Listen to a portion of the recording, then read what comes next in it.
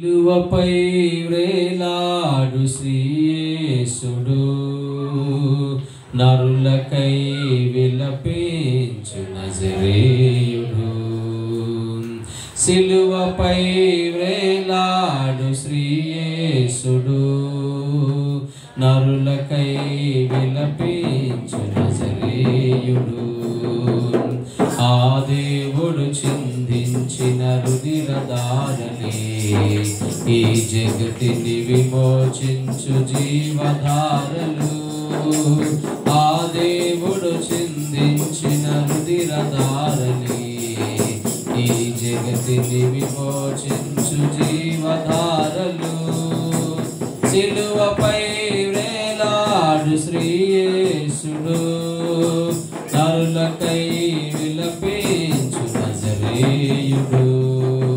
సిలువపై వ్రేలాడు శ్రీయేసుడు, నరులకై నిరపరాధి మౌనమోని దీనుడాయను. మాతృమూర్తి వేదనే ఓదార్చెను. నిరపరాధి మౌనమోని దీనుడాయను. మాతృమూర్తి వేదనే అపవాది అహంకారమణగదోసెను. అపవాది అహంకారమణగదోసెను. భగవారి పరదైసుకై ప్రార్థించెను.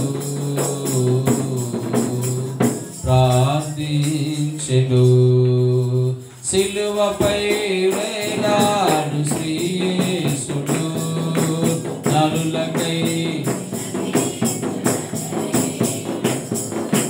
సిలువపై వ్రేలాడు శ్రీయేసుడు, నరులకై విలపించు నజరేయుడు. ఆ దేవుడు చిందించిన రుధిరధారలే ఈ జగతిని విమోచించు జీవధారలు. ఆ దేవుడు చిందించిన రుధిరధారలే ఈ జగతిని విమోచించు జీవధారలు. సిలువపై వ్రేలాడు శ్రీయేసుడు, నరులకై సిలువపై వ్రేలాడు శ్రీయేసుడు, నరులకై కలువరిగిరి కన్నీళ్లతో కరగిపోయెను. పాప జగతి పునాదులే కదలిపోయెను. కలువరిగిరి కన్నీళ్లతో కరిగిపోయెను. పాప జగతి పునాదులే కదలిపోయెను. లోకమంత చీకటులే ఆవరించెను. లోకమంత చీకటులే ఆవరించెను. శ్రీయేసుడు తలవాల్చి కన్ను మూసెను.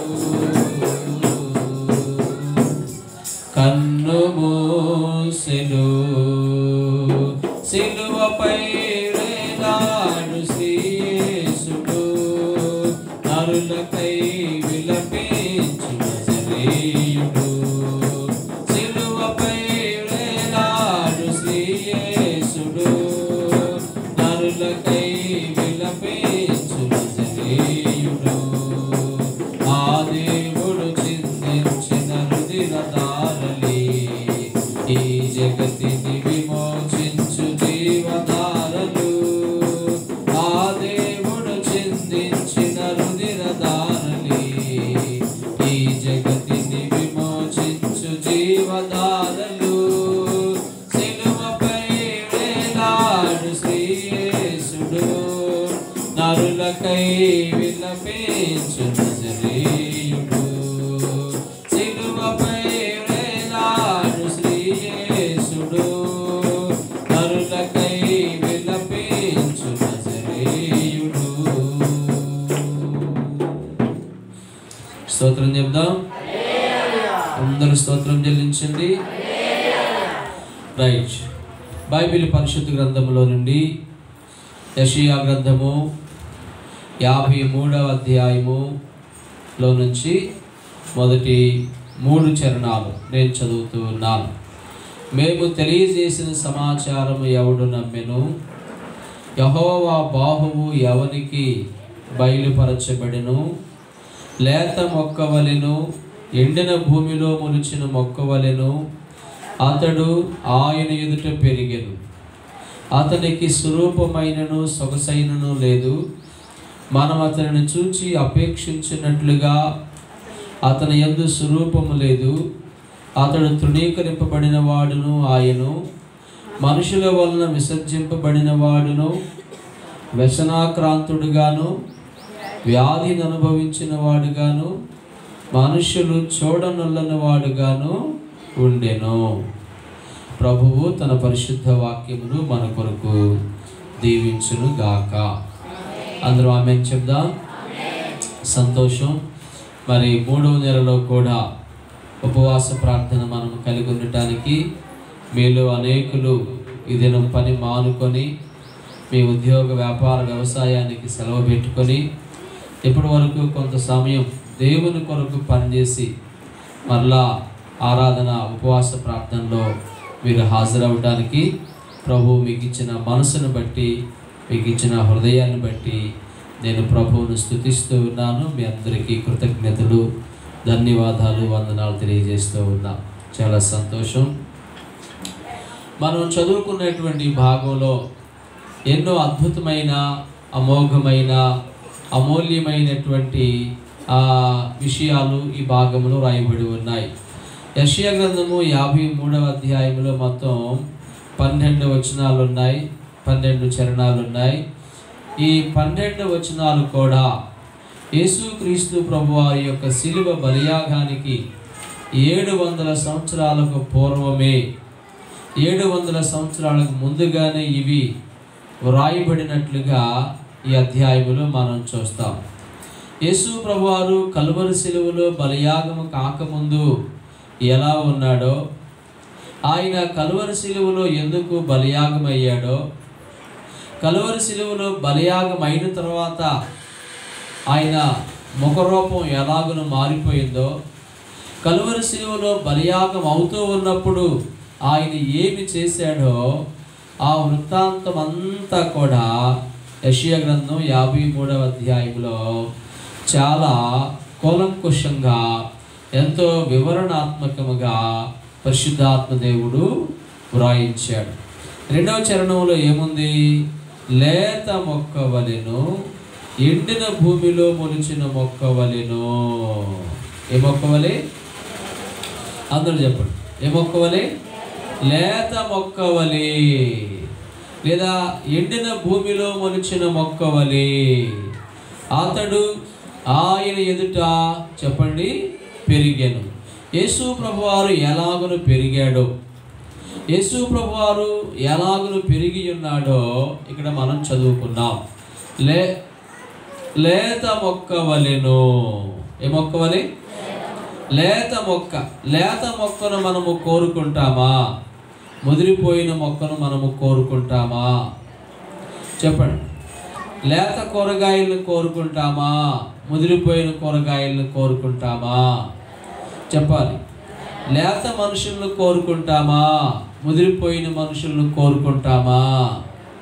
అంటే యేసు ప్రభువారు ఇక్కడ చాలా లేత మొక్కవలి, ఒక లేత పుష్పము, ఒక లేత మొక్క, లేత మొగ్గ ఎలాగున ఉంటుందో ఆ రీతిగా ఆయన అందమైన వాడుగా, చక్కని రూపం కలిగిన వాడుగా, అందమైన, అమోఘమైన, ఆధ్యాత్మికమైన చక్కని పోలికను కలిగిన వాడుగా ఉన్నట్లు ఇక్కడ మనకి కనబడుతుంది. లేత మొక్కవలెను, లేత మొక్కవలెను, ఎండిన భూమిలో మొలిచిన మొక్కవలెను అతడు ఆయన ఎదుట పెరిగాడు. అంటే ఎంత చక్కగా, ఎంత అందమైన వాడుగా, ఎంతటి కోరుకోదగిన వాడుగా, కోరదగిన వాడుగా, గుర్తించదగిన వాడుగా, వందల మందిలో సహితము, వేలాది మందిలో సహితము గుర్తింపగలిగిన వాడుగా ఆయన ఉన్నట్లు దేవుని గ్రంథములో, పరిశుద్ధ వాక్యములో మనము చదువుతూ ఉన్నాం. సిలువలో బలియాగానికి ముందు యేసు ప్రభు వారి యొక్క అందమైన పోలిక ఇది.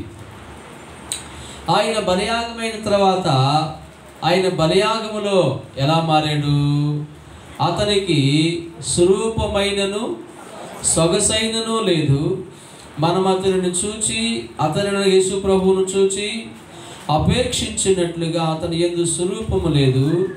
అతడు యేసు ప్రభు వారు తృణీకరింపబడిన వాడు ఆయను, మనుషుల వలన విసర్జింపబడిన వాడును, వ్యసనాక్రాంతుడుగాను, వ్యాధిని అనుభవించిన వాడుగాను, మనుషులు చూడనొల్లని వాడుగాను ఆయను, చూడనొల్లని వాడుగాను ఉండెను. మన ఈ రీతిగా ఎందుకు యేసు ప్రభు వారు ఎంతటి శిక్షను, ఇంత ఘోరమైనటువంటి బలియాగం పొందవలసి వచ్చింది ప్రియులారా? ఎవరి కోసం ఆయన ఈ యొక్క కలువరి సిలువను మోయాల్సి వచ్చింది అనే వాక్యంలో మనం చూసినట్లయితే పరిశుద్ధ గ్రంథం చెప్తూ ఉంది. నేను చదువుతూ ఉన్నాను 5వ చరణం. మన అతిక్రమ క్రియలను బట్టి అతడు గాయపరచబడెను. వీటిని బట్టి అందరూ చెప్పండి. మన అతిక్రమ క్రియలను బట్టి అనగా మన పాపమును బట్టి అతడు గాయపరచబడెను, మన దోషములను బట్టి నలుగగొట్టబడెను. ఇప్పుడు చెప్పండి, ఎందుకు అందమైన రూపముగా ఉన్న యేసు ప్రభువారు, లేత మొక్క వలె పెరిగిన యేసు ప్రభువారు ఎందుకు గాయపరచబడ్డాడు? ఎందుకు నలగగొట్టబడ్డాడు? చెప్పండి, ఏమైందంట? నలగొట్టబడ్డాడు. ఎంత చక్కగా వ్రాసాడు ఇక్కడ, మన దోషములను బట్టి నలుగగొట్టబడెను. ఆయన నలుగగొట్టబడినాడు. ఏదైనా ఒక పువ్వు కానీ ఒక పదార్థము కానీ నలిపినప్పుడు ఏమవుతుంది? దానిలో ఉన్న సారము బయటికి వస్తుంది, దానిలో ఉన్న పరిమళము, దానిలో ఉన్న సువాసన ఏదైనా కానీ ఆ ప్రాంతం అంతా కూడా విరజిమ్మినట్లుగా, దానిలోని సువాసన ఆ ప్రాంతం అంతా కూడా వెదజల్లినట్లుగా అవుతుంది. యేసు ప్రభువారు ఎందుకు నలగొట్టబడినాడంటే మన దోషములను బట్టి నలుగగొట్టబడెను, మన అతిక్రమ క్రియలను బట్టి అతడు గాయపరచబడెను. దేవుని ప్రజలారా, యేసు ప్రభువారు మన దోషముల నిమిత్తమై ఆయన నలుగగొట్టబడినట్లుగా దేవుని వాక్యములో మనం చదువుతూ ఉన్నాం. మన పాపములను బట్టి ఆయన నలుగొట్టబడినందువలన ఆయనలోని జీవము, ఆయనలోని సారము ఏదైతే ఉన్నదో అది ప్రపంచమంతా అది వికసించినట్లుగా, మరి భూలోకమంతా వెదజల్లబడినట్లుగా దేవుని వాక్యములో మనం మరి దేవుని వాక్యము ద్వారా మనం తెలుసుకుంటూ ఉన్నాం. ఒక పదార్థమును మనం నలగొట్టినప్పుడు ఆ రూము వరకే దాని యొక్క సువాసన బయటకు వస్తుంది. కానీ యేసు ప్రభు యొక్క ఆ శక్తి, యేసు ప్రభువులో ఉన్నటువంటి ఆ జీవము, యేసు ప్రభువులో ఉన్నటువంటి ఆ ప్రేమ మాధుర్యము ప్రపంచమంతటికి వెదజల్లబడింది. Praise the Lord. అందుకే వారు వీరు అని వ్యత్యాసం లేకుండా, ఆ దేశం ఈ దేశం అని తేడా లేకుండా, ఆ కులం ఈ కులం అని ఏమాత్రం తారతమ్యం లేకుండా అందరూ వేల కొలదిగా, లక్షల కోట్ల కొలదిగా యేసు ప్రభు దగ్గరకు వస్తూ ఉన్నారు. ఎందుకంటే ఆయనలో జీవము, ఆయనలో ఉన్న సారము ప్రపంచమును తన వైపు మళ్లించుకుంది, ప్రపంచమును తన వైపు ఆకర్షించుకోగలిగింది. వెరసి ఎందుకు యేసు ప్రభువారు నలగొట్టబడినాడంటే మన దోషములను బట్టి, మన సమాధానార్థమైన శిక్ష అతని మీద పడెను. ఏం పడిందంట? మన సమాధానార్థమైన శిక్ష అంటే మన పాపముల నిమిత్తమై ఆయన బలియాగము చేయబడ్డాడు. అయ్యా, బాబు చెప్పండి. ఎందుని బట్టి? మన దోషములను బట్టి, మన పాపములను బట్టి ఆయన కలువరి శిలువలో బలియాగము చేయబడ్డాడు. అంటే యేసు ప్రభువారి కలువరి శిలువ బలియాగము ద్వారా, యేసు ప్రభువారి శిలువ మరణ పునరుత్థానము ద్వారా మొట్టమొదటిగా మన పాపములకు క్షమాపణ దొరికింది. స్తోత్రం చెప్పండి. మన దోషములకు ప్రాయశ్చిత్తము లభించింది. స్తోత్రం చెప్పండి. ఇప్పుడు మన మీద ఏమి లేదు? అందరూ చెప్పండి. ఏమి లేదు? పాపము లేదు. పాపమునకు మన మీద అధికారము లేదు. పాప శరీరము మనకున్నను, పాపానికి ప్రేరేపించే పరిస్థితులు మనకున్నను, పాపము మీద మనకు అధికారము మరి పాపమునకు మన మీద అధికారము లేదు. పాపమునకు మన మీద మరి పాపము మీద మనకు ఆయన అధికారమునిచ్చాడు. అది గుర్తుపెట్టుకోండి. పాపమునకు మన మీద ఏమి లేదు, ఇక అధికారం లేదు. పాపానికి ప్రేరేపించే శరీరం ఉంది. పాప సంబంధమైన పరిస్థితులు మన చుట్టూ ఉన్నాయి. పాపము చేయటానికి పాపమునకు మన మీద ఏమి లేదు, అధికారము లేదు. పాపము పైన ఆయన మనకు అధికారమునిచ్చాడు. స్తోత్రం చెప్పండి. ఇప్పుడు మనము పాపులము కాము. ఇప్పుడు ఎవరేమి కాము? We're not sinners. ఇప్పుడు మనము పాపులము కాము. యేసుక్రీస్తు రక్తమును బట్టి, యేసుక్రీస్తు శిలువ మరణ పునరుత్థానమును బట్టి మనము తండ్రి అయిన దేవునితో సమాధానపరచబడిన వారము. స్తోత్రం చెప్పండి. హల్లెలూయా. రెండవదిగా దాదాపుగా దేవుని వాక్యం చదువుకుందాం.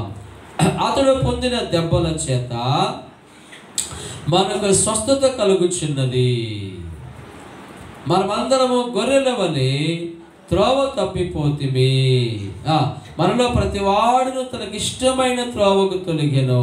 మన అందరి దోషమును అతని మీద మోపెను. స్తోత్రం చెప్పండి.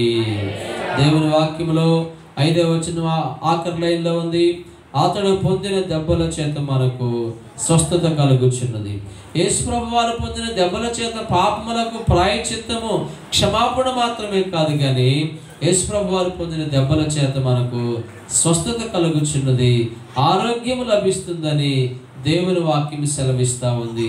యేసుక్రీస్తు రక్తము ద్వారా పాప క్షమాపణ మాత్రమే కాదు కానీ ప్రియమైన వారులారా, యేసుక్రీస్తు రక్తము ద్వారా మన శరీరములో ఉన్న ప్రతి రోగానికి, మన దేహములో ఉన్న ప్రతి రోగమును ఆయన తొలగించి ఆయన మనకు ఆరోగ్యవంతమైన శరీరమును కట్టబెట్టాడు. స్తోత్రం చెప్పండి. ఆరోగ్యవంతమైన దేహమును ఆయన మనకు అనుగ్రహించాడు. మరి ఆరోగ్యవంతమైన శరీరము యేసుక్రీస్తు రక్తమును బట్టి మనకు దొరికిన ఈ రొప్పులు రోగాలకు కారణం ఏమిటంటే ఇవి కాలానుగుణమైనటువంటి రోగాలు వస్తూ ఉన్నాయి. అలాగే మనుషులమైన మన యొక్క అవిధేయతను బట్టి, మన యొక్క తిరుగుబాటు స్వభావాన్ని బట్టి ఇప్పుడు మనకు వచ్చే రోగాలన్నీ కూడా మన యొక్క అవిధేయతను బట్టి, మన తిరుగుబాటు స్వభావాన్ని బట్టి ఈ రోగాలన్నీ మనకు వస్తూ ఉన్నాయి.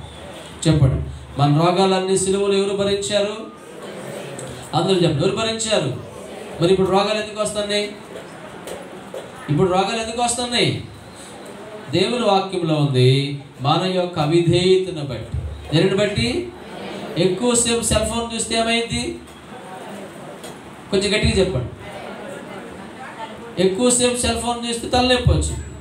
ఎక్కువసేపు సెల్ ఫోన్ చూస్తే మెడల నొప్పులు వస్తాయి. ఎక్కువసేపు సెల్ ఫోన్ చూస్తే గుడ్లు లాగుతాడు, కళ్ళు సైట్ వస్తాయి. యేసు ప్రభువు వారు సిలువలో భరించాడుగా. నాకెందుకు వచ్చిందంటే ఇది చెప్పండి, ఎందుకు వచ్చింది? నీ అవిధేయతను బట్టి వచ్చింది, నీ తిరుగుబాటు స్వభావాన్ని బట్టి వచ్చింది, నీ మూర్ఖతను బట్టి వచ్చింది నీకు. అది దేవుని వాక్యంలో కీర్తనకారుడు ఆ మాట విషయాన్ని జ్ఞాపకం చేస్తాడు. రండి, బైబిల్ పరిశుద్ధ గ్రంథంలో నుండి నేను మీకు ఆ మాటని జ్ఞాపకం చేయాలని ఆశిస్తూ ఉన్నాను. ఇలాగున చదువుకుందాం. ప్రియమైన వాళ్ళరా, దేవుని వాక్యంలో చదువుతూ ఉన్నాను.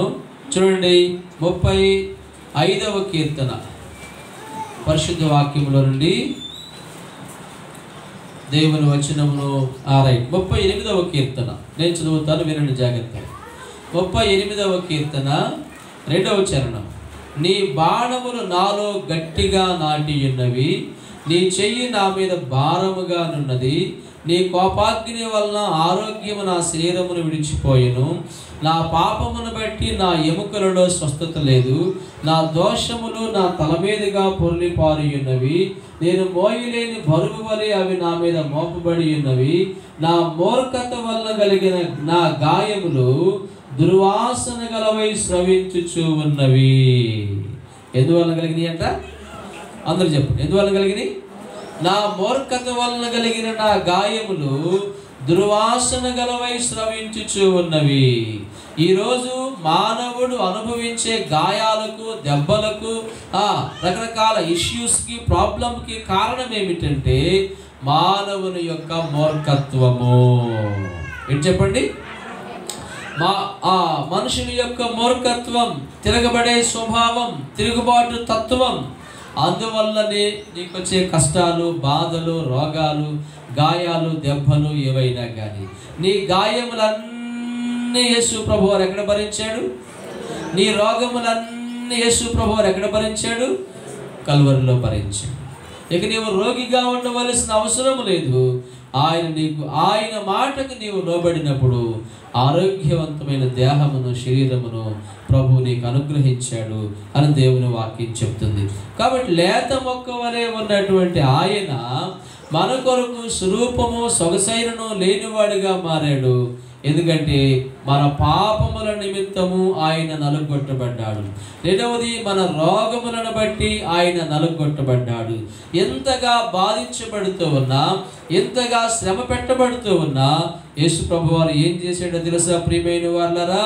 యెషయా గ్రంథము 53వ అధ్యాయము 12వ వాక్యం, కావున గొప్పవారితో నేను అతనికి పాలు పంచి పెట్టెదను, గరులతో కలిసి అతడు కొలసము విభాగించుకొనును, ఎలయనగా మరణము నొందినట్లు అతడు తన ప్రాణమును దారవోసెను, అతిక్రమము చేయు వారిలో ఎంచబడిన వాడాయను, అనేకుల పాపమును భరించుచు తిరుగుబాటు చేసిన వారిని గూర్చి విజ్ఞాపనము చేసెను.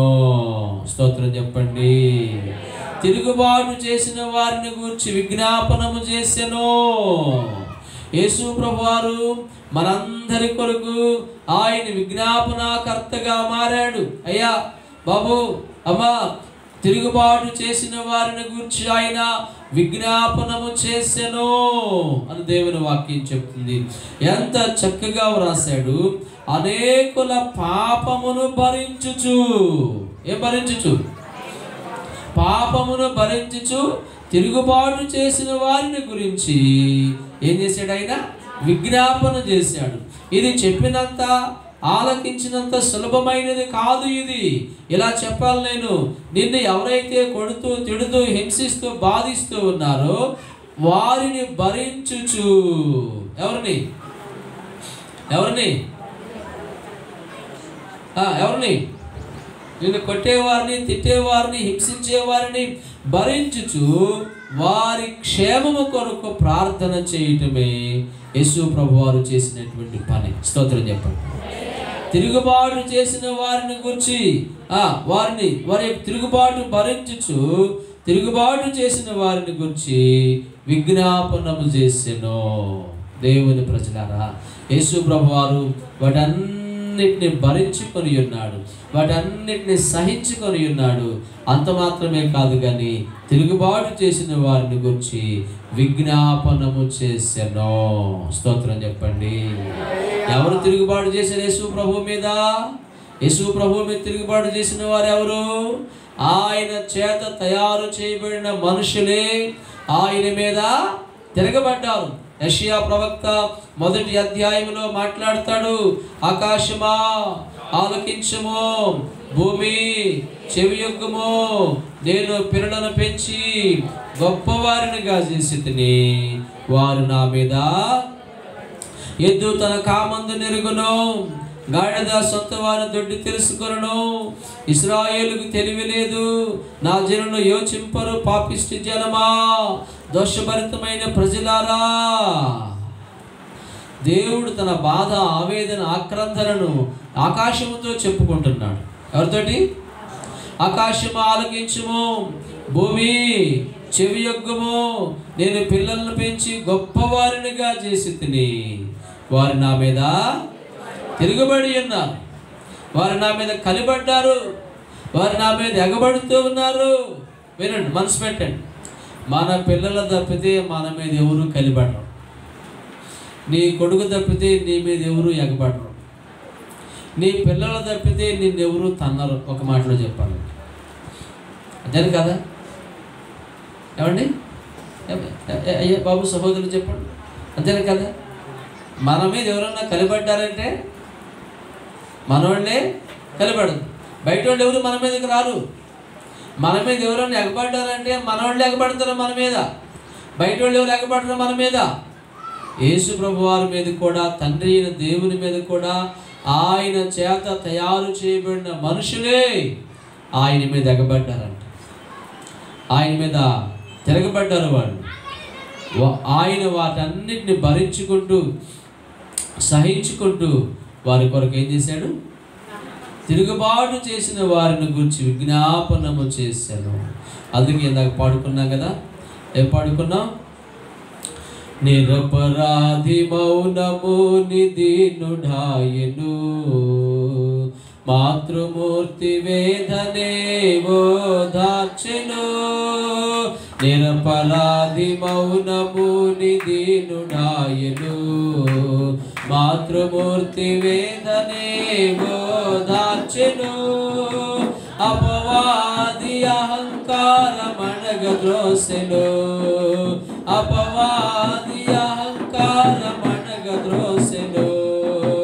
పగవారి పరదైసుకై ప్రార్థించెను, ప్రార్థించెను.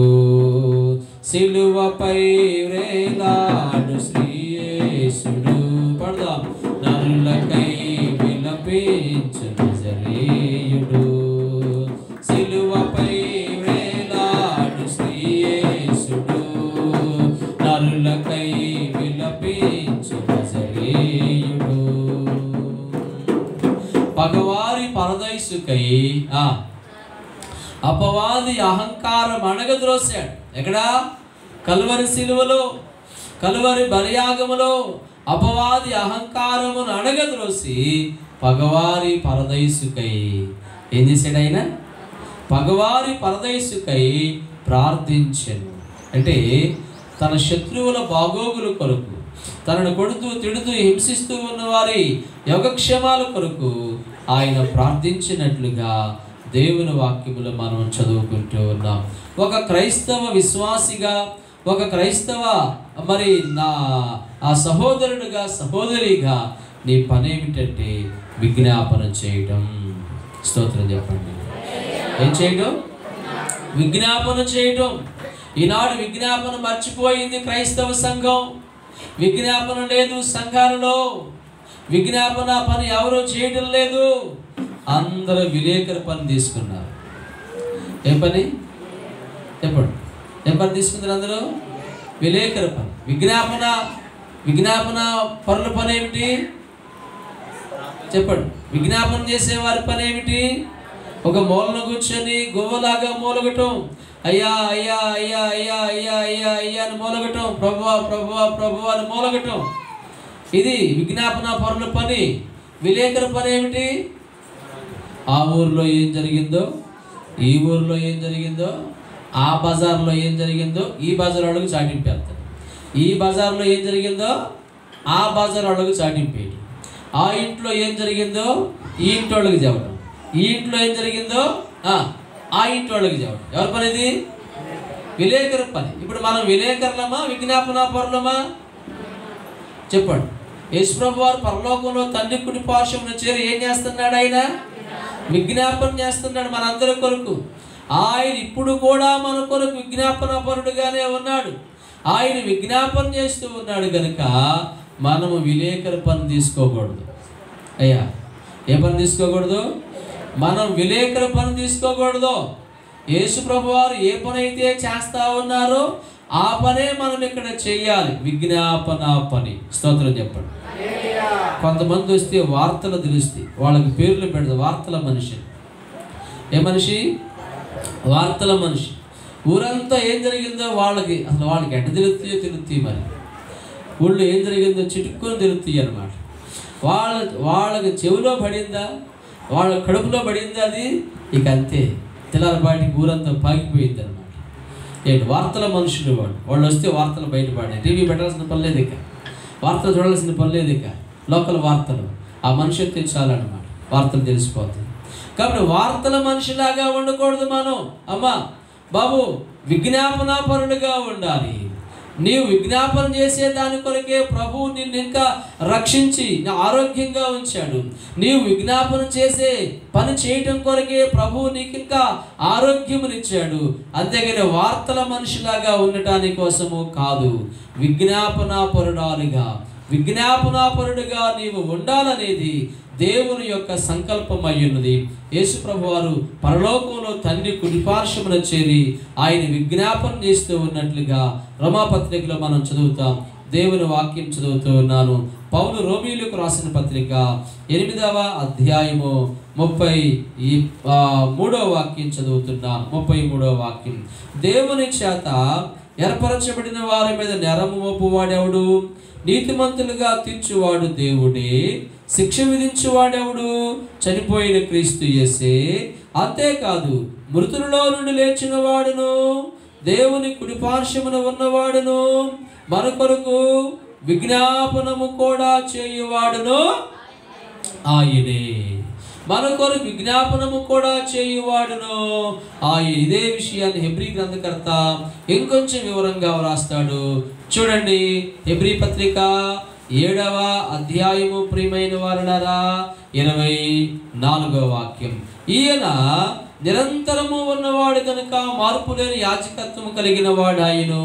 ఈయన తన ద్వారా దేవుని యొద్దకు వచ్చి వారి పక్షమును విజ్ఞాపనము చేయుటకు నిరంతరము జీవించుచున్నాడు గనుక వారిని సంపూర్ణముగా రక్షించుటకు శక్తిమంతుడై ఉన్నాడు.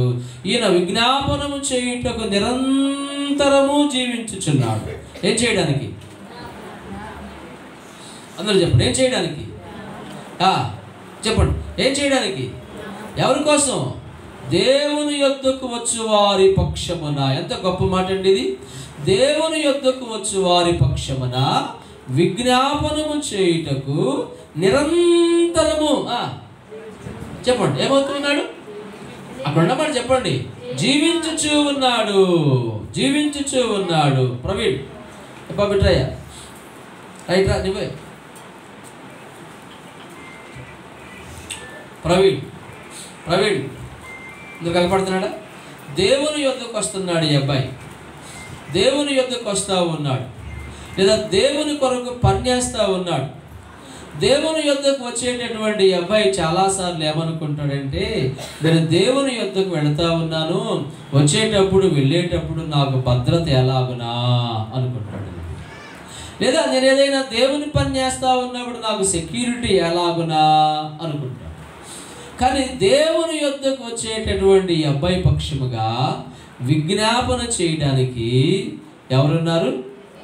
అందరూ చెప్పండి, ఎవరున్నారు? యేసు ప్రభువారు ఉన్నారు. స్తోత్రం చెప్పండి.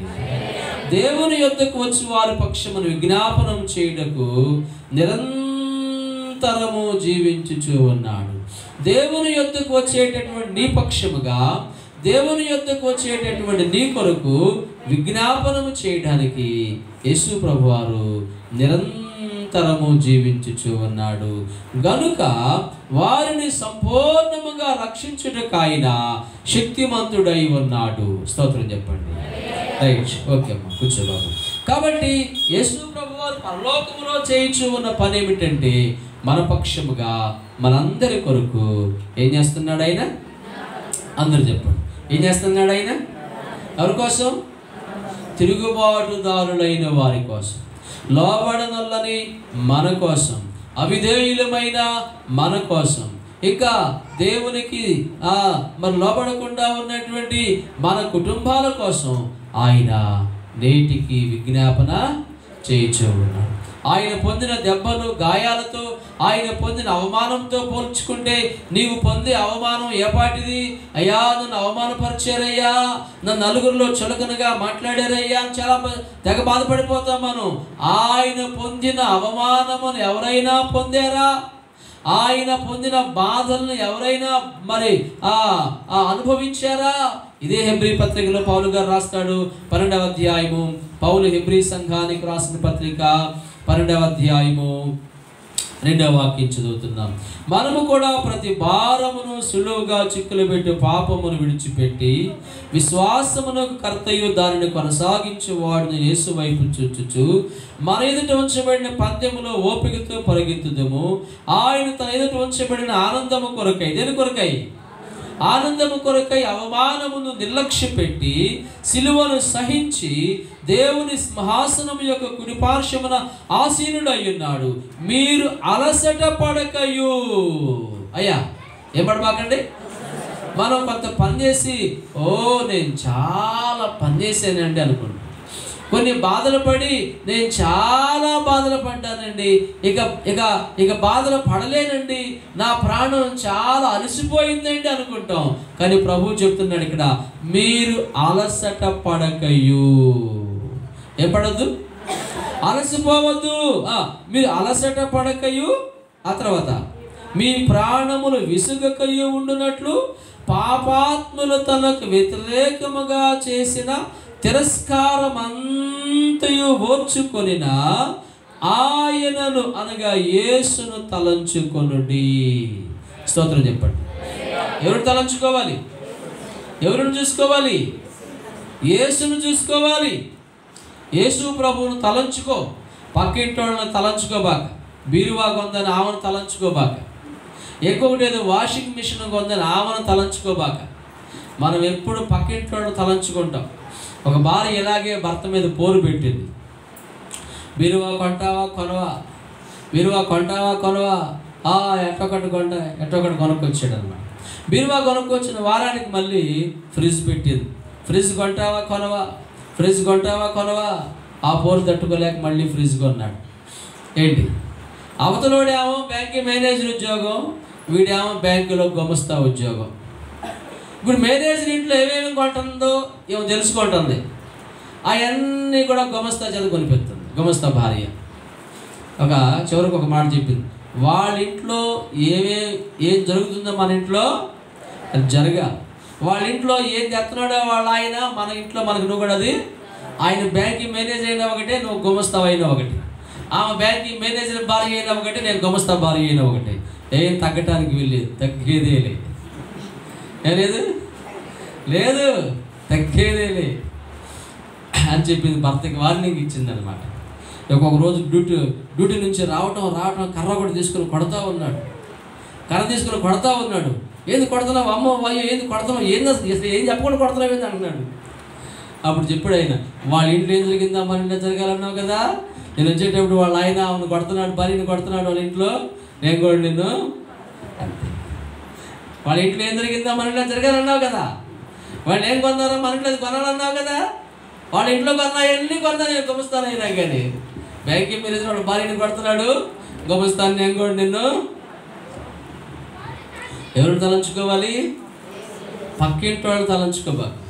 అయ్యా అమ్మ బాబు, పక్కన వాళ్ళు తలంచుకోబాకు, ఆయనను తలంచుకొనుడి. అన్యాయపు తీర్పును ఓర్చుకొనిన పాపాత్ములు తనకు వ్యతిరేకముగా చేసిన తిరస్కారం అంతయు ఓర్చుకొనిన ఆయనను తలంచుకొనుడి. స్తోత్రం చెప్పండి. యేసు ప్రభు వారు పొందిన గాయములు, దెబ్బలు, వాటిని తలంచుకో. నీవు పొందే చిన్న అవమానాలు, గాయాలు, వీటికే తెగ బాధపడిపోతున్నాడని చెప్పి అనుకోబాకు. ప్రభువుని ఎదుట పెట్టుకో. అందుకే వాక్యం చెబుతుంది, మీరు అలసట పడకయు. ఏం పడకయు? అలసట పడకయు మీ ప్రాణమును విసుగకయు ఉండునట్లు పాపాత్ములు తనకు వ్యతిరేకముగా చేసిన తిరస్కారం అంతటిని ఓర్చుకొనిన ఆయనను తలంచుకొనుడి. దేవుని ప్రజలారా రండి, యెషయా గ్రంథం 53వ అధ్యాయంలోనికి. లేత మొక్క వలె పెరిగినటువంటి ఆయన మన కోసం గాయపరచబడ్డాడు, మన కోసం నలగొట్టబడ్డాడు, మన పాపములన్నీ కలువరిలో భరించాడు, మన రోగములన్నీ కలువరి సిలువలో భరించాడు. అలాగే మనందరి కొరకు నేటికి ఏం చేస్తూ ఉన్నాడు? ఆయన మన కొరకు ఆయన విజ్ఞాపన చేస్తూ ఉన్నాడు. అలాగే మనం విజ్ఞాపన పరులముగా ఉండాలి. నీ కుటుంబము కొరకు నీవు విజ్ఞాపన చేసే వ్యక్తిగా ఉండాలి. నీ పిల్లల కొరకు నీవు విజ్ఞాపన చేసే వ్యక్తిగా ఉండాలి. నీ సంఘము కొరకు నీవు విజ్ఞాపన పరుడాలిగా ఉండాలి. కుటుంబంలో ఉన్న లోపాలు ఎట్లా చూడవో సంఘములో ఉన్న లోపాలను చూసే వ్యక్తిగా ఉండకూడదు. నీ కుటుంబం కొరకు నీవెలా విజ్ఞాపన చేస్తూ ఉన్నావో సంఘ క్షేమం కొరకు బాగోగుల కొరకు విజ్ఞాపన చేసే విజ్ఞాపన పరులముగా ఉండాలి. విజ్ఞాపన చేసే దాని కొరకే యేసయ్య నేను నేటికి బ్రతికించి ఉంచాడు. స్తోత్రం చెప్పండి. నీ కుటుంబము నీ పిల్లలు పాడైపోతారని నీకంటే ముందు ఆయనకి తెలుసు. వాడు తిరిగిపోతయ్యాడు. ఎవరు ఎవరు ఎవరు నీ కుటుంబంలో వాళ్ళు. నీ బిడ్డలు పాడైపోయారు, చెడిపోయారు, పనికిమాలిన వాళ్ళు అయ్యారు, తాగుబోతులు తిరుగుబోతులు అయ్యారు, దొంగలు రౌడీలుగా మారిపోయారు. వాడు అలా ఎందుకు మారిపోయాడు అని ఏడ్చే కన్నా ప్రభువా వాడిని మార్చండి, త్రాగుబోతుగా ఉన్న నా కుమారుని మార్చండి, తిరుగుబోతుగా ఉన్న బిడ్డలను మార్చండి, దొంగలుగా రౌడీలుగా మోసగాళ్ళుగా మారిపోయిన నా పిల్లలను మార్చండి ప్రభువా అని విజ్ఞాపన చేసే దాని కొరకే నీవు ఇంకా బ్రతికి ఉన్నావు. స్తోత్రం చెప్పండి. దేని కొరకు? చాలా మంది ఇలాంటివి చూడటానికి ఆ ప్రభువా నన్ను బ్రతికించింది, ఇంత అవమానం పొందటానికి ఆ ప్రభువా నన్ను బ్రతికించింది. నో అలా అనుకోబాకు. ఒక తల్లిగా వాడి కొరకు నీవే విజ్ఞాపన చేయకపోతే పక్కింటోడికి ఏం పని? ఏం బాబు అర్థమవుతాయా? ఒక తల్లిగా నీ బిడ్డల బాగు కొరకు విజ్ఞాపన నీవే చేయకపోతే పక్కన మనిషి విజ్ఞాపన చేస్తాడా? వాడు నీ బిడ్డలు చెడిపోతారని ఎరిగిన ప్రభువు వారి కొరకు విజ్ఞాపన చేసే నిమిత్తమై నిన్ను ఇంకా బ్రతికించవచ్చు. అది నీ బాధ్యత. That is your responsibility. నీ పిల్లలు అవిధేయులుగా ఉండగానే నీవు చనిపోకూడదని, వారు రక్షణ పొందటం నీవు చూడాలని, వారు మారు మనసు పొందటం నీవు చూడాలని, వారిని దేవుని సన్నిధిలో నీవు చూడాలని నిన్ను ఇంకా బ్రతికించి ఉంచాడు. Praise the Lord. ఇప్పుడు వారి కొరకు నువ్వేం చేయాలి? ఏం చేయాలి? ఎవరి కోసం?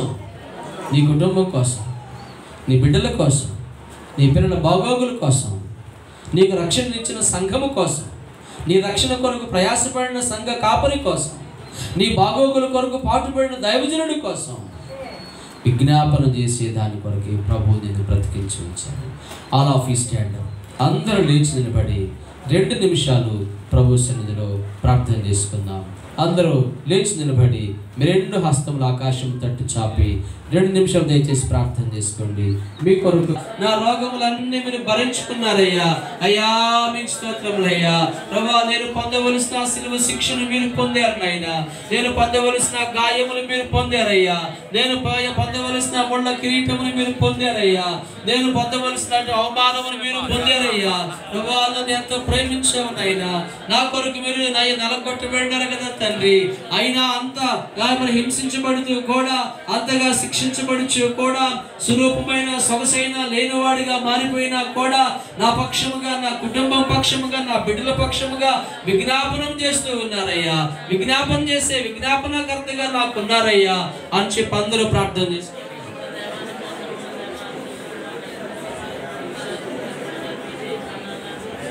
దయచేసి ప్రార్థన చేసుకోండి. Please pray for you. మీ కొరకు మీరు ప్రార్థన చేసుకోండి అమ్మా. మీ బిడ్డల కొరకు ప్రార్థన చేసుకోండి. మీ కుటుంబాల కొరకు ప్రార్థన చేసుకోండి. యేసు ప్రభువారు చెప్పిన మాట ఇది, యెరూషలేము కుమార్తెలారా నా కోసం ఏడవకండి, మీకోసం మీ బిడ్డల కోసం ఏడవమని చెప్పాడు ఆయన. ఏసయ్యా వాడి కళ్ళు తెరువయ్యా, వాడి మనోనేత్రాలను వెలిగించయ్యా. అయ్యా నా కుటుంబాన్ని సరిదిద్దండి అయ్యా, నా పిల్లల్ని సరిదిద్దండి ప్రభువా అని చెప్పి దయచేసి ప్రార్థన చేసుకోండి. యవనస్తులు మంచి భవిష్యత్తు కొరకు ప్రార్థన చేసుకోండి. యవనస్తుల రక్షణ కొరకు ప్రార్థన చేసుకోండి. మారు మనసు కొరకు ప్రార్థన చేసుకోండి. మీ తల్లిదండ్రుల బాగోగుల కొరకు ప్రార్థన చేసుకోండి. మీ వివాహాల కొరకు ప్రార్థన చేసుకోండి.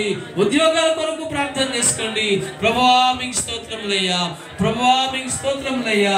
రక్షణ లేకుండా ఉన్న ఆత్మల కొరకు ప్రార్థన చేయండి అయ్యా. మా కుటుంబంలో ఇంకా రక్షణ పొందిన వాళ్ళు ఉన్నారు నాయనా. మా కుటుంబంలో ఇంకా మారు మనసు లేని వాళ్ళు ఉన్నారయ్యా. మా కుటుంబంలో ఇంకా సంఘానికి రాని వాళ్ళు ఉన్నారయ్యా. దేవా మా కుటుంబమును రక్షించండి అయ్యా. ఇంటిల్లి పాదిగా మేము కుటుంబముతో మిమ్మల్ని ఆరాధించినట్లుగా సహాయం చేయ ప్రభువా. ఇంటిల్లి పాదిగా మేము కుటుంబముతో మిమ్మల్ని ఆరాధించినట్లుగా సహాయం చేయ ప్రభువా. దయచేసి అడగండి అడగండి అడగండి. Asking to God. ప్రభువుని అడగండి. మీ హృదయంలో ఉన్న దుఃఖాన్ని ఆపుకోవద్దు. దేవుని ఆత్మ మిమ్మల్ని పురికొల్పుతూ ఉన్నప్పుడు, దేవుని ఆత్మ మిమ్మల్ని ప్రేరేపిస్తూ ఉన్నప్పుడు, దేవుని ఆత్మ మిమ్మల్ని హెచ్చరిస్తూ ఉన్నప్పుడు అడగండి. బిగ్గరగా అడగండి, గట్టిగా అడగండి, కన్నీటితో అడగండి. నీ హృదయ భారాన్ని ప్రభువుతో చెప్పుకో అయ్యా. అమ్మా నీ హృదయ భారాన్ని ప్రభువుతో చెప్పుకో. నీ హృదయపు ఆవేదన ప్రభువుతో చెప్పుకో. ప్రభు వింటాడైనా. అడుగుడి మీకు ఇవ్వబడని చెప్పాడు, వెదకుడి మీకు దొరకదని చెప్పాడు. అడగండి. అడుగు ప్రతి వాడును పొందును, అడుగు ప్రతి వాడును పొందును. అడగండి. నా కుటుంబానికి రక్షణ కావాలయ్యా. నా పిల్లల రక్షణ పొందును నేను చూడాలయ్యా. నేను బ్రతికుండగానే నా పిల్లల్ని మందిరంలో చూడాలయ్యా. నా కుటుంబం అందరినీ మందిరంలో చూడగలగలయ్యా. ఆ జీవితం నాకు ఇవ్వు ప్రభువా. ఆ కన్నులు నాకు ఇవ్వండి నాయనా. అయ్యా నా కుటుంబాన్ని మీ సన్నిధిలో చూడగలిగే కన్నులు నాకు ఇవ్వండి నాయనా. నా కుటుంబమును మీ సన్నిధిలో చూడగలిగే హృదయం నాకు ఇవ్వండి ప్రభువా అని దయచేసి వేడుకోండి. వేడుకోండి. వేడుకోమని నేను మిమ్మల్ని వేడుకుంటూ ఉన్నాను.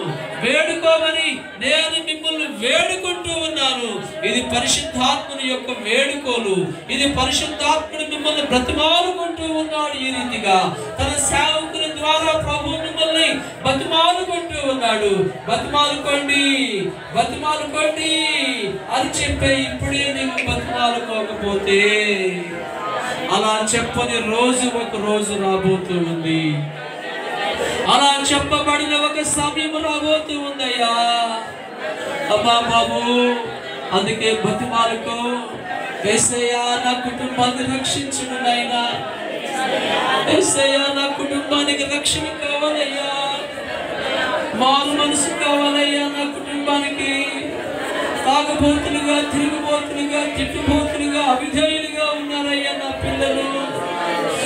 దేవా మీ సన్నిధికి దూరముగా ఉన్నారయ్యా. ఎక్కడో ప్రభువా మీ సన్నిధిలో నేను వారిని చూడగలగాలయ్యా. మీ మందిరంలో వారిని చూడగలగాలయ్యా. పక్షని వలి మొక్క వలి నా పిల్లల్ని చూడని ఆశపడుతూ ఉన్నదయ్యా.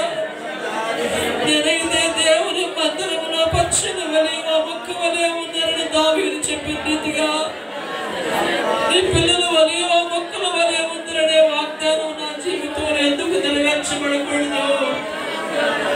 ఎందుకు ఆ వాక్యం నెరవేర్చబడకూడదు నా జీవితంలో, నా కుటుంబంలో?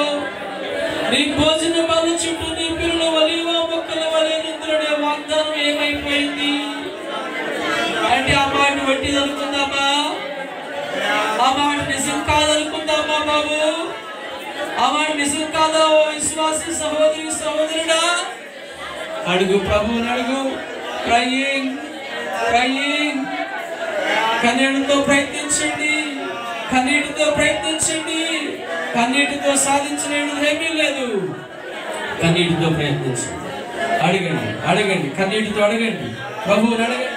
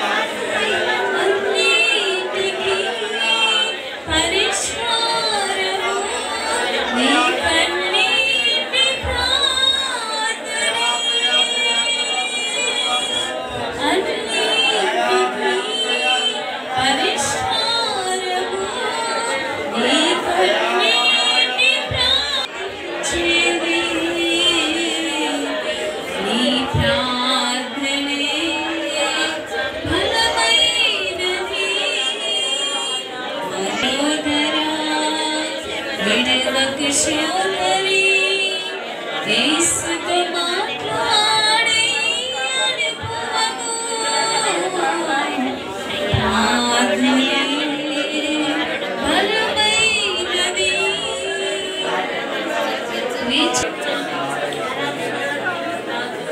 ప్రభు మీ హృదయాలను ఆయన సంధించాడు. మీలో చాలా మంది కన్నీళ్లతో మొదలుపెట్టుకుంటూ ఉన్నారు. ఒక వ్యక్తి కన్నీరు కార్చారంటే దేవుని కార్యమే కదా, హృదయంలో ఉన్న ఆవేదనే కదా. యేసు ప్రభువు కార్చిన రక్తానికి మాత్రమే కాదు, నేను కార్చిన కన్నీటికి కూడా మీరు లెక్క చెప్పాలి. ఈరోజు కన్నీటి ప్రసంగాన్ని మీరు వినగలిగారు, ఒక కన్నీటి ప్రవక్తను మీరు చూడగలిగారు, పరిశుద్ధాత్మ దేవుని యొక్క వర్తమానమును మీరు వినగలిగారు. నేను కార్చిన కన్నీటికి కూడా మీరు లెక్క చెప్పాలి. నా సేవకుడు కన్నీటితో బోధించాడు కదా, నా సేవకుడు కన్నీటితో మిమ్మల్ని వేడుకున్నాడు కదా అని రేపు యేసయ్య అడిగితే ఏం చెప్తావు? ఇంకా నీవు గుండ్రాయిలాగా అలాగే ఉన్నావంటే, ఇంకా నీవు గర్వంతో అలాగే ఉన్నావంటే, ఇంకా నీవు నోరు తెరవకుండా లెక్క లేకుండా అలాగే ఉన్నావంటే కొందరు ఏమి లెక్క చెప్తావు రేపు దేవునికి దేవుడు? వీళ్ళు అనేకులు కన్నీటితో మొరపెడుతూ ఉన్నారు, అనేకులు ఏడుస్తూ ఉన్నారు. అది పరిశుద్ధాత్మ దేవుని యొక్క నడిపింపు, పరిశుద్ధాత్మ యొక్క ప్రేరణ అయ్యింది. పరిశుద్ధాత్మని మీ కుటుంబాలను కదిలించిపోతూ ఉన్నాడు, మీ పిల్లల్ని కదిలిస్తూ ఉన్నాడు, మీ పిల్లల్ని దర్శిస్తూ ఉన్నాడు. కుటుంబాలుగా వారి సంఘంలో చూడబోతూ ఉన్నారు. ఈ కార్యం నెరవేర్చబడబోతూ ఉంది. ప్రభువా మీకు స్తోత్రములను చెప్పండి. ప్రభు ఆశ్చర్యకరుడగు ఆలోచనకర్తవు నిత్యుడగు తండ్రివి ఆయన యెషయా గ్రంథం 53వ అధ్యాయములో నుండి మా కొరకు మీరు ఎలాగున అయా శిక్షించబడినారో, శిక్షించబడక ముందు మీరు పూర్వం ఎలా ఉన్నారో, అయా శిక్షించబడుతూ కూడా మా కొరకు మీరు ఎలాగ విజ్ఞాపన చేశారో ఆ విషయాలను మీరు బోధించారయ్యా. అలాగే మేము కూడా విజ్ఞాపన పరులముగా ఉండాలని, పాపాత్ములు తనకు వ్యతిరేకంగా చేసిన తిరస్కారం అంతటిని ఓర్చుకొనిన యేసును తలచుకోవాలని బోధించారు. ఎందరైతే ఈ సందేశం విని కన్నీళ్లతో మొరపెట్టుకున్నారో వారి ప్రతి కన్నీరును మీరు తుడిచెదరుగాక, వారి ప్రతి కన్నీటిని మీరు తొలగించెదరుగాక, వారి ప్రతి కన్నీరు నాట్యముగా మారునుగాక, వారు తమ కుటుంబాలతో పిల్లలతో సంఘములో కనబడుదురుగాక. అయా నోవాహు కుటుంబం అంతా వాడలో కనబడినట్లుగా అయా కుటుంబములన్నీ సంఘములో కనబడునుగాక, ఓ పరలోకములో కనబడుదురుగాక, సంఘ కుటుంబములన్నీ పరలోకములో కనబడునుగాక. దీవించి ఇంకా విడిచిపెట్టొద్దు నాయన. కడుపులో తిప్పుతున్నట్లుగా, పొర్లుగా ఉన్నట్లుగా ఈ విషయాలు వారి హృదయంలో తింపబడాలనైనా, వారికి నిద్ర పట్టకుండా చేయండి. ఈ విషయాలు వారి హృదయంలో వెలేయాలయ్యా, నిద్ర పట్టకుండా చేయకుండా. ఈ సందేశం వారి గుండెల్లో నిద్ర పట్టకుండా చేయండి అయ్యా. మొరపెట్టి ఆత్మను దయచేయండి, విజ్ఞాపన ఆత్మను దయచేయండి, విజ్ఞాపన ఆత్మతో పంపించండి. యేసు నామములో కృతజ్ఞతలు అర్పించి వేడుకొనొచ్చు ప్రార్థించుచు ఉన్నాను మా పరమ తండ్రి. ఆమేన్. ఆమేన్.